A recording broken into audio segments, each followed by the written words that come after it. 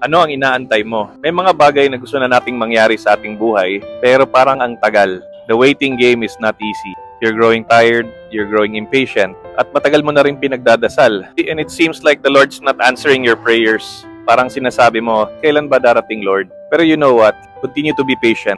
Pero siguro hindi lang yung patient na wala kang gagawin. You have to be actively waiting. Yung may gagawin ka din.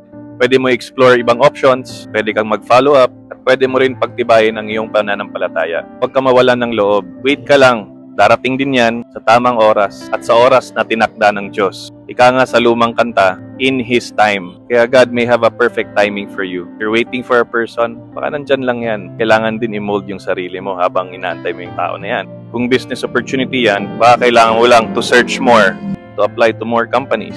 Or if you're waiting to get something sold, may binabenta ka na matagal na. Baka kailangan lang to market it more. Kailangan ikalat mo pa yung word. So be patient but be active as well.